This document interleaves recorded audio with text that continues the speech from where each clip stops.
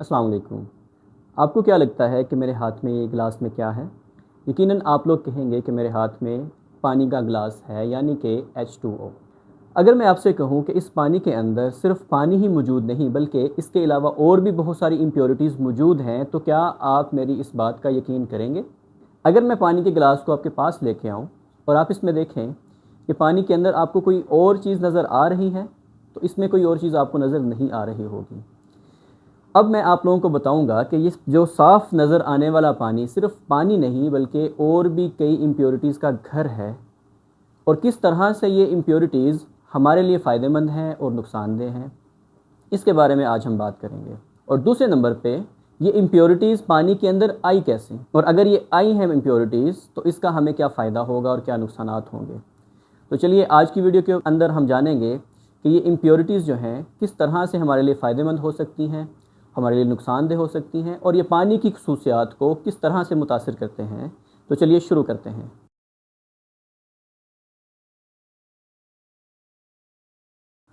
मेरा नाम है अहमद फराज, और आज हम 10th क्लास केमिस्ट्री का चैप्टर नंबर 20 का टॉपिक नंबर 20.4 पढ़ेंगे, जिसके अंदर हम जानेंगे कि कुदरती ज़राए से हासिल होने वाला पानी किस तरह से हमारे लिए फ़ायदेमंद हो सकता है या हमारे लिए नुकसानदेह हो सकता है। तो सबसे पहले हम बात करते हैं कि साफ़ पानी जो आपको नेचुरल सोर्सेज से मिलता है वो आपको कहाँ कहाँ से मिल सकता है। तो सबसे पहले जो सबसे बड़ा सोर्स है नेचुरल वाटर का, वो है रिवर्स। आपको साफ़ पानी जो कि पीने के काबिल भी होता है, ये आपको नेचुरल सोर्स यानी कि रिवर से मिल सकता है। लेक्स से भी आप पानी को हासिल कर सकते हैं। इसके अलावा एक्वेफर्स से भी हम हासिल कर सकते हैं। अब ये एक्वेफर्स क्या होते हैं? एक्वेफर्स बेसिकली ज़ेरे ज़मीन पानी जो है, उस पानी को हम कहते हैं एक्वेफर्स। वो पानी जो हम ज़मीन के नीचे से हासिल करते हैं उसे हम एक्वेफर कहते हैं। तो ये सबसे बड़े सोर्सेज हैं रिवर्स, लेक्स और एक्वेफर्स नेचुरल वाटर के, जो कि हम ज़मीन से भी हासिल करते हैं। अब ये जो जितनी भी सब्सटेंसेस मौजूद हैं इसके अंदर मल्टीपल सब्सटेंसेस हैं। ये सब्सटेंसेस हमारे लिए हार्मफुल हैं या बेनिफिशियल हैं, आज की वीडियो में हम ये जानेंगे। सबसे पहले हम बात करते हैं यूज़फुल सब्सटेंसेस की। तो यूज़फुल सब्सटेंसेस के अंदर सबसे पहले हम आपके बुक के अंदर जो चीज़ डिस्कस करेंगे वो है डिज़ोल्व ऑक्सीजन के बारे में। डिज़ोल्व ऑक्सीजन का मतलब क्या है कि ऑक्सीजन जो है पानी के अंदर डिज़ोल्व हुई होती है। अब ये ऑक्सीजन पानी के अंदर डिज़ोल्व किस तरह से होती है, इसके डिज़ोल्व होने के दो तरीके हैं। सबसे पहला तरीका है डिफ्यूजन का मेथड, कि पानी के अंदर जो ऑक्सीजन आती है ये बेसिकली एटमॉस्फेयर से डिफ्यूज़ होके आती है।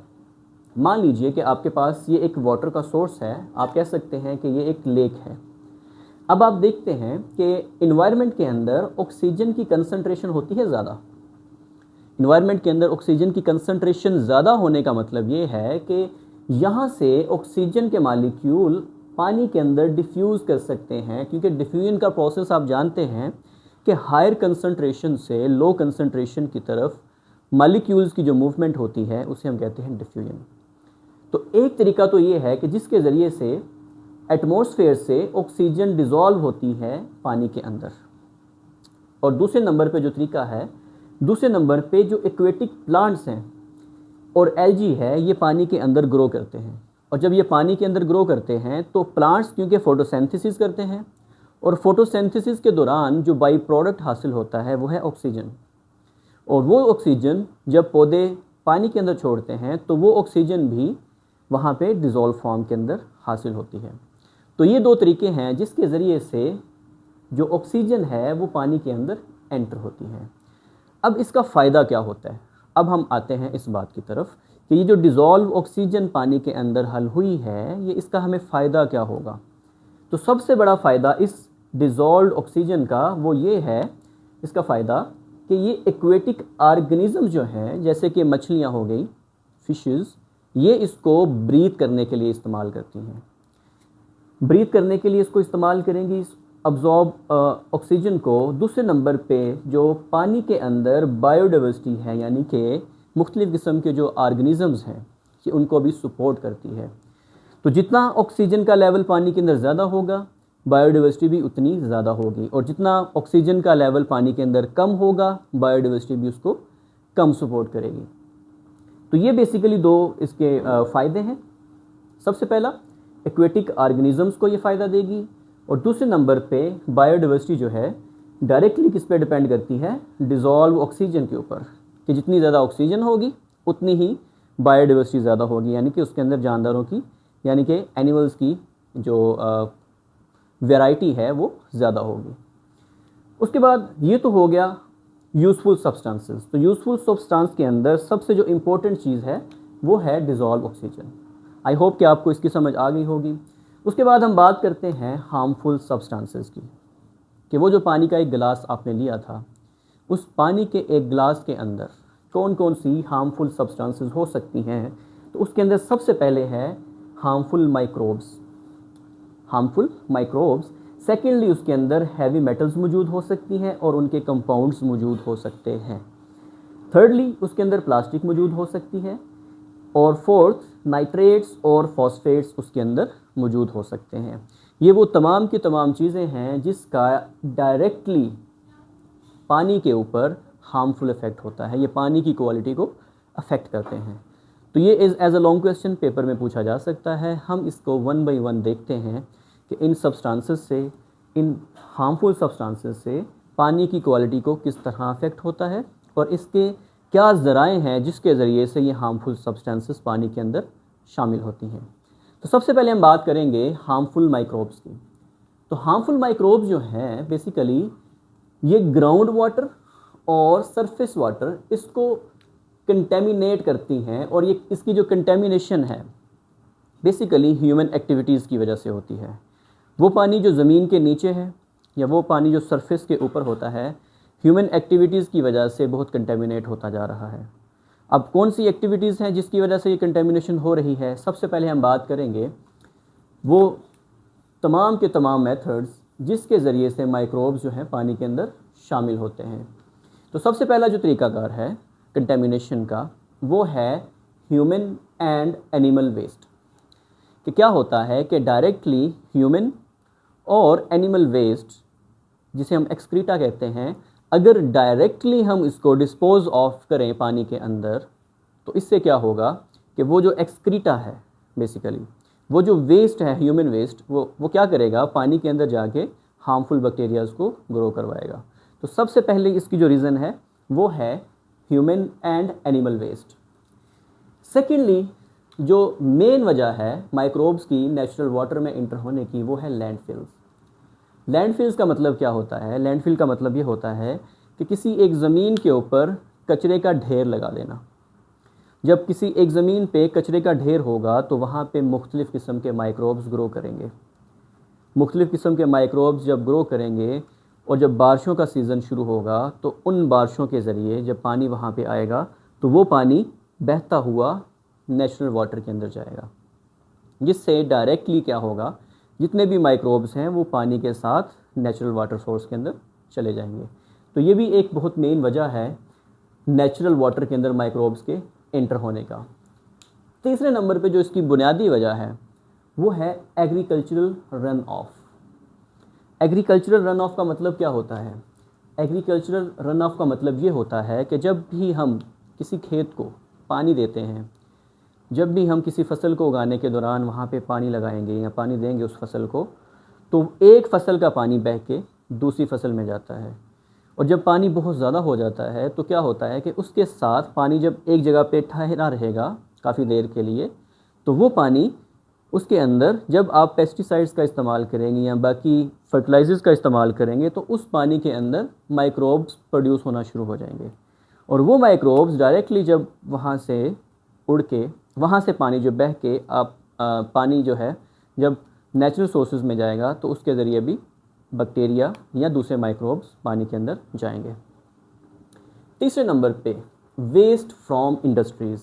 ये एक बहुत बड़ी वजह है, ये एक बहुत बड़ी वजह है जिसकी वजह से हमारे माहौल के अंदर बहुत ज़्यादा जो पानी है उसकी क्वालिटी ख़राब हो चुकी है। अब होता क्या है, जितनी भी फैक्ट्रीज़ हैं, ये तमाम की तमाम फैक्ट्रीज़ अपने वेस्ट को बग़ैर किसी ट्रीटमेंट के डायरेक्टली डिस्पोज ऑफ करते हैं नेचुरल वाटर सोर्सेज के अंदर। अब इसकी वजह से होता क्या है, वो जो नेचुरल वाटर सोर्सेज हैं उनके अंदर इन इंडस्ट्रियल वेस्ट की वजह से बहुत ज़्यादा माइक्रोब्स जो हैं वो प्रोड्यूस होना शुरू हो जाते हैं, जिससे पानी की जो क्वालिटी है वो ख़राब होना शुरू हो जाती है। तो हमें चाहिए कि हम अगर किसी फैक्ट्री के अंदर हमारे अंडर में कोई काम कर रही है तो उस फैक्ट्री का जो भी वेस्ट है उसको डायरेक्टली पानी के अंदर डिस्पोज ऑफ करने से पहले उसको प्रॉपर ट्रीट किया जाए और ट्रीट शुदा पानी जो है उसको डिस्पोज ऑफ किया जाए ताकि उसमें माइक्रोब्स पैदा ना हो। 5वें नंबर पे हम बात करेंगे कि वेस्ट वाटर ट्रीटमेंट प्लांट के अंदर जो सीवेज है उसकी वजह से भी माइक्रोब्स जो हैं वो पानी के अंदर पैदा होते हैं। अब sewage from waste water treatment plant का मतलब क्या है कि जब पानी को जहाँ पे ट्रीट किया जाता है साफ़ करने के लिए वेस्ट वाटर को, तो वहाँ से जो सीवेज है उस सीवेज के अंदर भी मुख्तलिफ़ किस्म के केमिकल्स होते हैं जो कि वहाँ पे माइक्रोब्स के ग्रो होने का कारण वजह बनते हैं। तो इस वजह से इनको भी, ये भी एक मेन वजह है जिसकी वजह से पानी के अंदर माइक्रोब्स पैदा हो जाते हैं। और 6 और लास्ट जो है, जो मेन वजह है माइक्रोब के पानी के अंदर इंटर होने की, वो है faulty septic tank. Septic tank क्या होता है? सेप्टिक टैंक बेसिकली एक ऐसा टैंक होता है जो हम अपने घरों के बाहर बनाते हैं। उर्दू में अगर मैं इसके बारे में बात करूं तो इसके लिए आप टर्म इस्तेमाल करेंगे गटर की, कि घरों के अंदर, घरों के बाहर जो है हम पानी जितना भी फासिद मादे होते हैं, ह्यूमन वेस्ट होते हैं, उनके लिए हमने बाहर सेप्टिक टैंक बनाए होते हैं। अगर वो सेप्टिक टैंक किसी वजह से फॉल्टी हो गया है तो उसकी वजह से भी ह्यूमन वेस्ट जो है वो पानी के अंदर जाएगा, जिसकी वजह से माइक्रोब्स भी साथ फ्लो कर जाएंगे। And all these activities release pathogens in water, और इन तमाम एक्टिविटीज़ की वजह से जो पैथोजेंस हैं वो पानी के अंदर जाएंगे। अब इसका अफेक्ट क्या होगा, इसके असरात क्या होंगे, हम इसके ऊपर बात करते हैं। This water can cause infectious disease such as dysentery, typhoid, hepatitis and cholera. इन तमाम ऐसे पानी को इस्तेमाल करने की वजह से, इन तमाम ज़राए की वजह से जिनकी वजह से पानी गंदा हुआ है, अगर आप ऐसा पानी पीने के लिए इस्तेमाल करेंगे जिसके अंदर माइक्रोब्स पैदा हो गए हैं, तो इसकी वजह से बहुत सारी बीमारियां आ सकती हैं, जिसके अंदर सबसे पहले है डाइसेंट्री। डाइसेंट्री को उर्दू ज़ुबान में हम कहते हैं पेचिस। पेचिस का मतलब जिसके अंदर बच्चों को लूज़ मोशन होते हैं या बड़ों को लूज़ मोशन होते हैं, ऐसी बीमारी इसकी वजह से हो सकती है। उसके बाद टाइफॉइड है, टाइफॉइड एक बुखार है, आप जानते हैं। उसके बाद हेपेटाइटिस है, हेपेटाइटिस कहते हैं यरकान को, तो हेपेटाइटिस की बीमारी भी गंदा पानी पीने की वजह से हो सकती है। और उसके बाद है कॉलरा। ये कॉलरा की जो बीमारी है ये भी बेसिकली, इसके लिए हम उर्दू में टर्म इस्तेमाल करते हैं हैज़ा। तो ये जो बीमारियां हैं गंदा पानी इस्तेमाल करने की वजह से हो सकती हैं। सेकेंडली अगर हम बात करें दूसरे नंबर पे, वो है heavy metals and there compounds. Heavy metals क्या होती हैं? हैवी मेटल्स का मतलब ये होता है कि ऐसी मेटल्स जिनके एटॉमिक मासेस और एटॉमिक नंबर्स ज़्यादा होते हैं, और ये तमाम की तमाम मेटल्स जो हैं ये कार्सिनोजेनिक होती हैं। तो ये मेटल्स के अंदर कौन कौन सी मेटल्स शामिल होंगी? इसके अंदर लेड शामिल होगी, मरकरी, कैडमियम, क्रोमियम और आर्सेनिक। ये मुख्तलिफ़ किस्म की मेटल्स अगर पानी के अंदर शामिल हो गई हैं तो इसकी वजह से बहुत कॉम्प्लिकेशंस हो सकती हैं। These metal inter in water channels through many routes. अब ये जितनी भी हैवी मेटल्स हैं ये पानी के अंदर शामिल होने से पहले कई रूट्स ले सकती हैं। अब पानी के अंदर ये किस तरीके से इंटर होती हैं, इसके हमने कुछ यहाँ पे पॉइंट्स डिस्कस किए हैं। जो सबसे पहला पॉइंट है वो ये है कि waste water from the factories is directly released. अगर आप फैक्ट्रियों से निकलने वाला पानी जो है वो तमाम के तमाम पानी जो कि डिफरेंट केमिकल्स रिएक्शन की वजह से जो वेस्ट बनता है, अगर आप उसको डायरेक्टली पानी के अंदर डिस्पोज ऑफ करेंगे तो उस पानी के अंदर हैवी मेटल्स हो सकती हैं, जिसकी वजह से वो तमाम की तमाम हैवी मेटल्स पानी के अंदर शामिल हो सकती हैं। दूसरे नंबर पे माइनिंग ऑपरेशंस। माइनिंग का मतलब होता है ज़मीन की खुदाई करना। माइनिंग किस लिए की जाती है? ज़मीन के नीचे से जो ओर्स हैं उनको निकालने के लिए हम क्या करते हैं? माइनिंग करते हैं। अब माइनिंग के दौरान भी क्या होता है कि जब आप मेटल्स जब हम रॉक्स को तोड़ते हैं तो उन रॉक्स के अंदर हैवी मेटल्स मौजूद होती हैं, और वो रॉक्स जब पानी के साथ बह के वाटर नेचुरल वाटर सोर्सेज के अंदर जाएंगी तो वो हैवी मेटल्स डायरेक्टली पानी के अंदर आ जाएंगी। तीसरे नंबर पे है फर्टिलाइजर्स का इस्तेमाल। फर्टिलाइजर्स के अंदर भी हैवी मेटल्स मौजूद होती हैं। जितनी फर्टिलाइजर्स का इस्तेमाल ज़्यादा करेंगे उतनी ही हमारी जो नेचुरल सोर्सेज हैं पानी के वो गंदे होते जाएंगे, उसके अंदर हैवी मेटल्स ज़्यादा से ज़्यादा ऐड होती जाएंगी। और चौथे नंबर पे है पेस्टिसाइड्स का इस्तेमाल। पेस्टिसाइड्स बेसिकली क्या होते हैं? पेस्टिसाइड्स बेसिकली वो तमाम के तमाम कीड़े मार अद्वियात होती हैं, या फिर आप कह सकते हैं कि वो तमाम की तमाम प्लांट्स जो हमारे यूज़ के नहीं हैं उनको किल करने के लिए हम कुछ केमिकल्स का इस्तेमाल करते हैं, और वो जो केमिकल्स हैं डायरेक्टली उनके अंदर हैवी मेटल्स मौजूद होती हैं, और वो हैवी मेटल्स पानी को कंटेमिनेट करती हैं। तो ये वो सोर्सेज हैं जिसकी वजह से हैवी मेटल्स पानी के अंदर शामिल हो जाती हैं, और ये तमाम की तमाम एक्टिविटीज़ जितनी भी मैंने यहाँ पे मेंशन की हैं, इन तमाम एक्टिविटीज़ की वजह से वाटर बॉडीज़ जो हैं, नेचुरल वाटर सोर्सेज, ये कंटेमिनेट होना शुरू हो जाती हैं। अब हम बात करेंगे हैवी मेटल्स के इफ़ेक्ट्स के ऊपर। जब हैवी मेटल्स पानी के अंदर जो शामिल हैं, अगर इस पानी को इस्तेमाल कर लिया जाए पीने के तौर पे, तो इसकी वजह से क्या हो सकता है? हमारा लीवर डैमेज हो सकता है, हमारी किडनी जो है वो डैमेज हो सकती है। इसके अलावा बहुत सारी न्यूरोलॉजिकल प्रॉब्लम्स हमें हो सकती हैं। न्यूरोलॉजिकल प्रॉब्लम क्या होती हैं? ये ऐसी बीमारियां होती हैं जिसके ज़रिए हमारा दिमाग जो है, दिमाग के अंदर जो डिफरेंट न्यूरॉन्स हैं, वो न्यूरॉन्स आपस में डिग्रेड होना शुरू हो जाते हैं, जिससे मेमोरी लॉस जैसी बीमारियाँ आ सकती हैं, और अगर ये ज़्यादा क्रोनिक होती जाए जिससे हमारी मौत भी हो सकती है।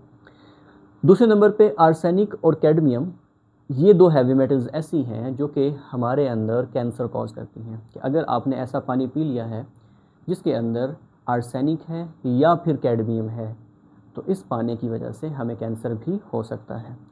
उसके बाद तीसरे नंबर पे हम बात करेंगे प्लास्टिक्स के बारे में। प्लास्टिक किस तरीके से पानी की क्वालिटी को डिटोरिएट करते हैं और इसके क्या हार्मफुल इफ़ेक्ट्स हैं, उसके बारे में देखते हैं।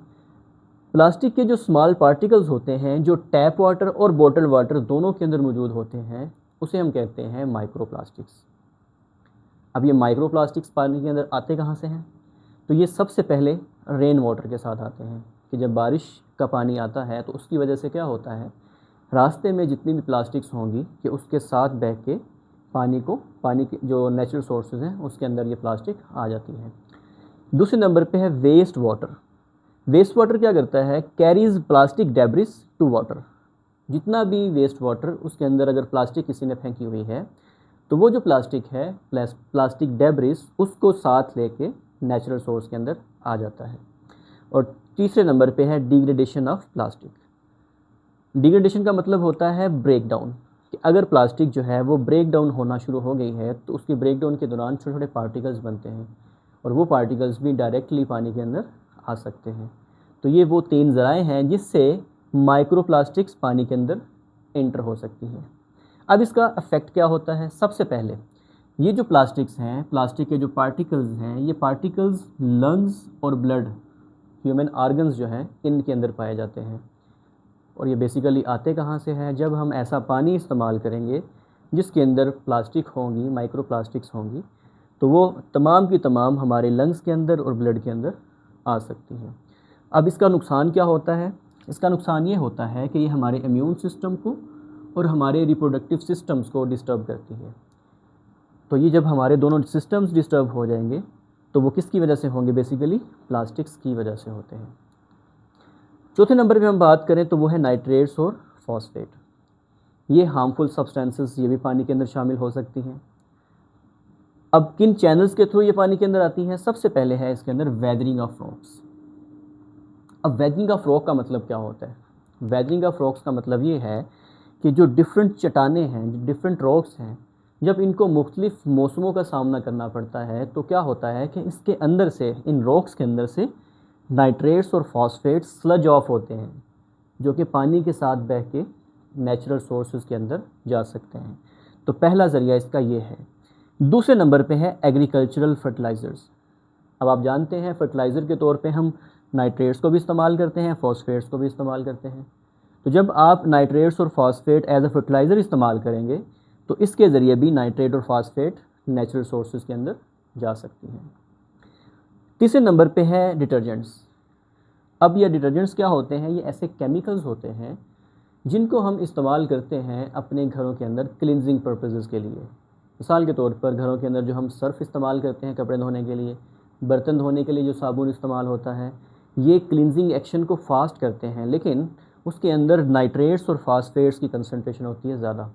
तो इसकी वजह से भी नाइट्रेट और फास्फेट पानी के ज़रिए नेचुरल सोर्सेज के अंदर जा सकते हैं। और चौथे नंबर पे है इंडस्ट्रियल वेस्ट। इंडस्ट्री से निकलने वाला जो वेस्ट होता है उसके अंदर भी नाइट्रेट्स और जो फॉस्फेट हैं वो मौजूद हो सकते हैं, जिसकी वजह से वो पानी के अंदर डायरेक्टली जा सकते हैं। अब सवाल यहाँ पे ये बनता है कि नाइट्रेट्स और जो फॉस्फेट हैं ये बहुत फ़ायदेमंद होते हैं, पौधे की ग्रोथ के लिए बहुत ज़रूरी होते हैं, स्पेशली अर्ली स्टेज के ऊपर, और जब लेटर स्टेज के अंदर जब सीड्स बनने होते हैं उस दौरान भी ये बहुत इंपॉर्टेंट होते हैं। तो हम इसको क्यों ऐसा पढ़ रहे हैं कि इसके हार्मफुल इफ़ेक्ट हैं? अगर तो ये नॉर्मल कंसंट्रेशन के अंदर है, नॉर्मल कंसंट्रेशन के अंदर है प्लांट के लिए, तो ये बहुत ज़रूरी है। लेकिन अगर इसकी लिमिट एक्सीड कर जाए, लिमिट से जितनी इसकी रिक्वायरमेंट है उससे इसकी लिमिट अगर ज़्यादा हो जाए तो ये पौधे के लिए बहुत नुकसानदेह हो सकती है, और इसे हम कहते हैं यूट्रोफिकेशन। अब यूट्रोफिकेशन की वजह से क्या होता है, इसके इफ़ेक्ट्स क्या होंगे?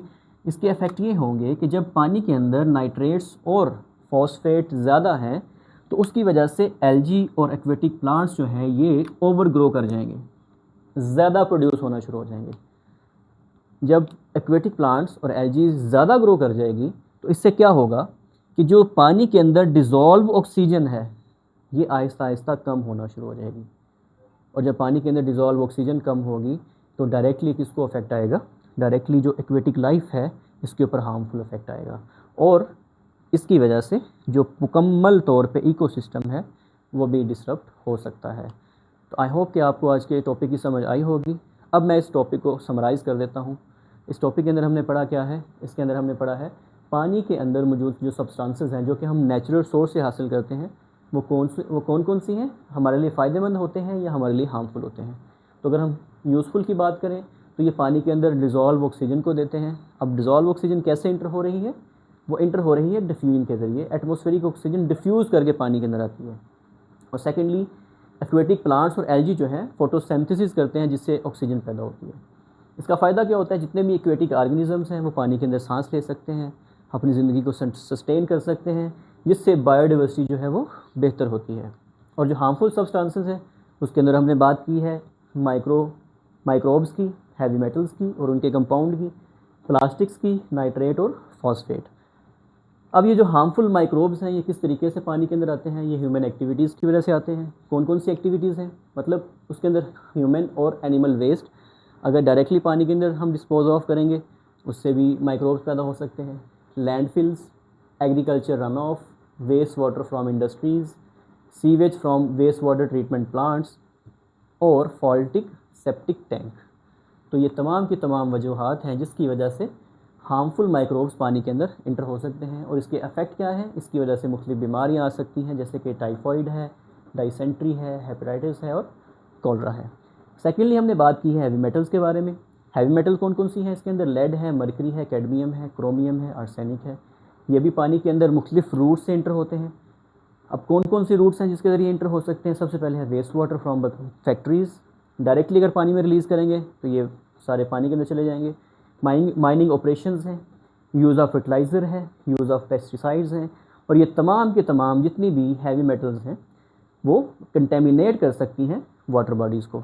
और इसका अफेक्ट क्या होगा? इसका अफेक्ट होगा कि इसकी वजह से लिवर डैमेज होगा, किडनी डैमेज होगी, न्यूरोलॉजिकल प्रॉब्लम आएंगी और कैंसर काज भी हो सकता है। प्लास्टिक्स की बात करें, स्मॉल पार्टिकल जो प्लास्टिक के अंदर टैब और बोतल वाटर के अंदर मौजूद हैं उन्हें हम कहते हैं माइक्रो प्लास्टिक्स। ये कहाँ से जाते हैं? रेन वाटर से जाते हैं, वेस्ट वाटर से जाते हैं जो कि डेब्रिस को लेके जाते हैं पानी के अंदर, और जिससे प्लास्टिक जो है वो डिग्रेड होती है और वो माइक्रो प्लास्टिक पानी के अंदर आ जाते हैं। इसका अफेक्ट क्या होगा? ये लंग्स और ब्लड के अंदर पाए जाते हैं जो कि हमारे इम्यून और रिप्रोडक्टिव सिस्टम को डैमेज भी करते हैं। उसके बाद नाइट्रेट और फॉस्फेट हैं, ये वेदरिंग ऑफ रॉक से पानी के अंदर आते हैं, एग्रीकल्चर फर्टिलाइज़र से पानी में आते हैं, डिटर्जेंट से पानी में आते हैं और इंडस्ट्रियल वेस्ट से भी पानी के अंदर आते हैं। अगर नॉर्मल ग्रोथ में हो, नॉर्मल क्वांटिटी में हो तो पानी प्लांट्स के लिए ये ज़रूरी होता है। लेकिन अगर इसकी लिमिट बढ़ जाए तो इसकी वजह से क्या होता है, यूट्रोफिकेशन होती है। यूट्रोफिकेशन की वजह से एक्वेटिक प्लांट्स जो है एक्सेसिवली ग्रो करते हैं, जिसकी वजह से पानी के अंदर ऑक्सीजन का लेवल कम हो जाता है। जब पानी के अंदर ऑक्सीजन का लेवल कम होगा, एक्वेटिक लाइफ के ऊपर इफेक्ट आएगा, जिससे इकोसिस्टम डिस्टर्ब हो जाता है। आई होप कि आपको आज के टॉपिक की समझ आ गई होगी। इसके बावजूद अगर आपका कोई सवाल है, कोई क्यूरी है, तो आप कमेंट सेक्शन में पूछ सकते हैं। आज के लिए इतना ही है। अल्लाह हाफिज़।